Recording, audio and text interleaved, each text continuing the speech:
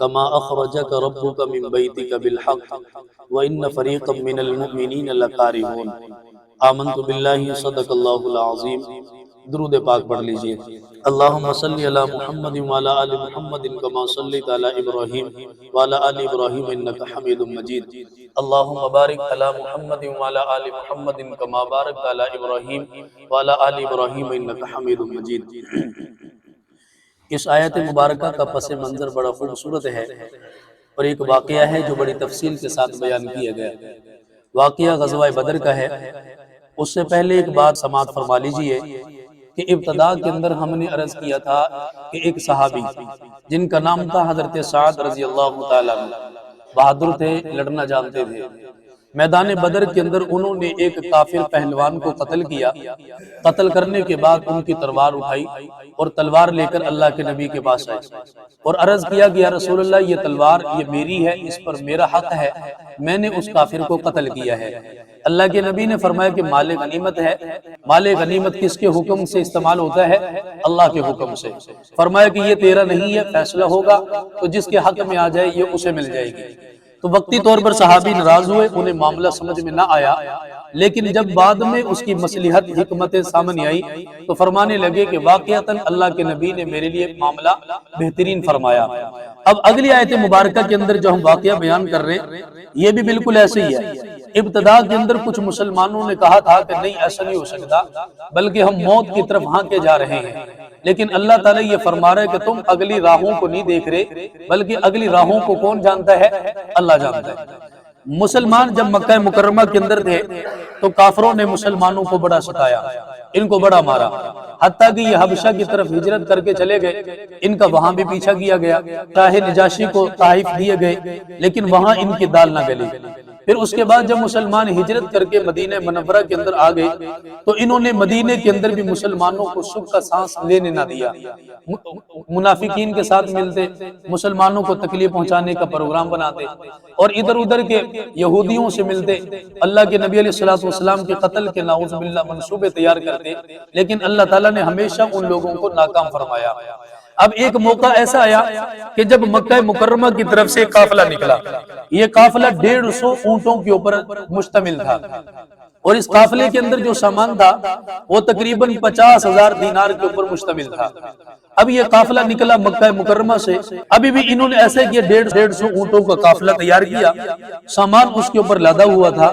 انہوں نے آپس میں یہ طے کر لیا کہ اس سے جتنی پروفٹ ملے گی ہمیں، یعنی جتنا بھی اس سے ہمیں نفع ہوگا، لاکھوں کا ہو کروڑوں، جتنا بھی نفع ہو، وہ نفع ہم استعمال نہیں کریں گے، بلکہ وہ نفع ہم مسلمانوں کے خلاف اسے استعمال کریں گے۔ انہوں نے آپس میں مشورہ کیا، اتحاد ہو گیا جی، ان کا جی ٹھیک ہے، جس کا جتنا سامان تھا اس نے کہہ دیا اور لکھ کر دے دیا کہ اس سے جتنی پروفٹ ملتی ہے وہ میری نہیں ہے، بلکہ وہ میں مسلمانوں کے خلاف استعمال کروں گا، چاہے اس سے اسلحہ لیا جائے، چاہے اس سے تنظیمات بنائی جائے، چاہے اسے لشکر تیار کیا جائے، چاہے اسے جنگی سامان خریدا جائے۔ اب بات ہو گئی تو یہ قافلہ نکلا، چلتے چلاتے جب یہ ساحلی کناروں پر پہنچا تو اللہ تعالیٰ نے اپنے حبیب صلی اللہ علیہ وسلم کو خبر دے دی کہ میرا نبی ایک قافلہ نکلا ہے مکہ کے اندر سے جو 150 اونٹوں کے اوپر مشتمل ہے، 50,000 دینار کے قریب ان کے پاس سامان ہے، یہ ملک شام جائیں گے، اسے بیچیں گے، منافع جو ہوگا آپ کے خلاف استعمال ہوگا، آپ چاہیں تو اسے راستے کے اندر روک لیں۔ اللہ کے نبی علیہ السلام نے اپنے صحابہ کو جمع فرمایا، اتنے میں یہ لوگ بھی تجارت کر کے ملک شام سے واپس لوٹ رہے تھے۔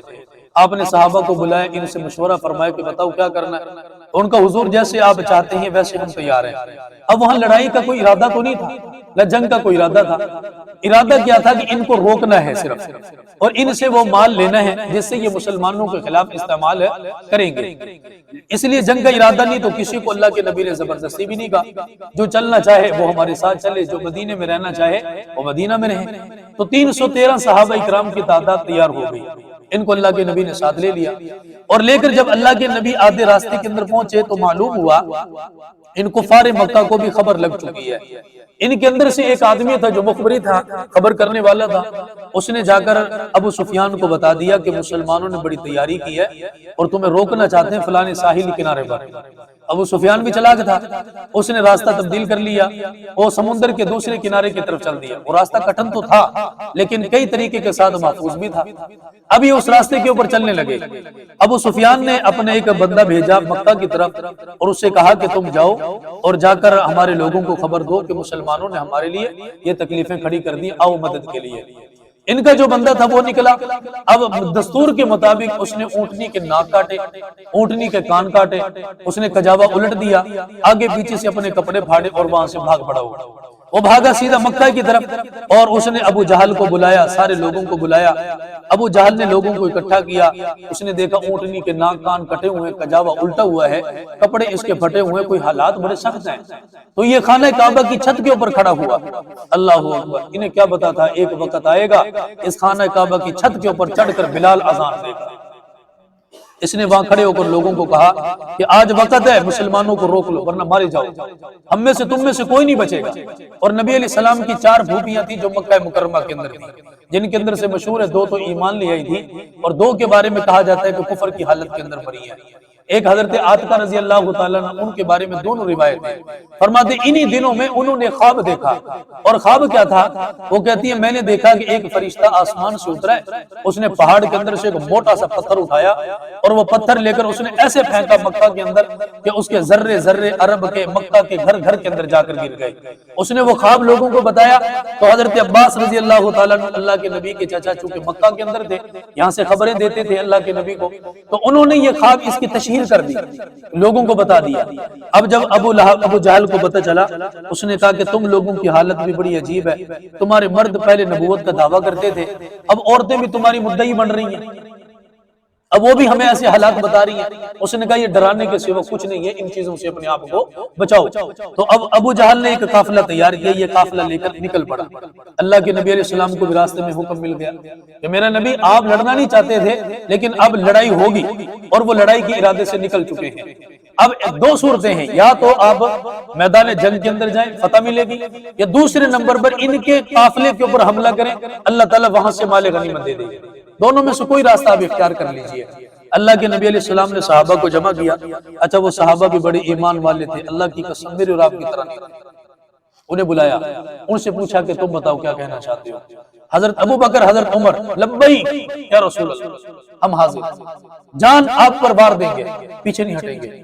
حضور نے فرمایا ابو بکر عمر میں تم سے نہیں، میں ان سے کہہ رہا ہوں جنہوں نے مدینے کے اندر مجھے سہارا دیا، میری توجہ کے مرکز وہ ہیں، کہیں ان کے گھر والے یہ نہ کہیں لوگوں کو بے سر و سامان لے کر گئے اور مروا کر واپس آ گئے۔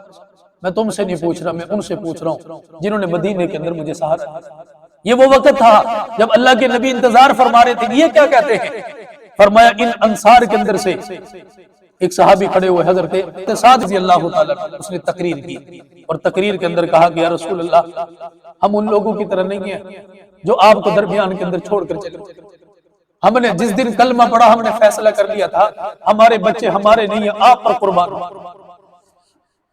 تسلی ہو گئی۔ ایک اور صحابی مہاجرین کی طرف سے کھڑا ہوا اور اس نے بڑی تسلی بخش تقریر کی اور اس کے اندر کہا، نام تھا حضرت مقداد، اس نے کہا کہ یا رسول اللہ، ہم بنی اسرائیل والوں کی طرح نہیں ہیں جنہوں نے موسیٰ علیہ السلام سے کہا تھا فَاذْهَبْ أَنْتَ وَرَبُّكَ فَقَاتِلَا إِنَّا هَاهُنَا قَاعِدُونَ، آپ جاؤ، آپ لڑیں، آپ کا رب لڑے، ہم تو یہاں بیٹھے رہیں گے۔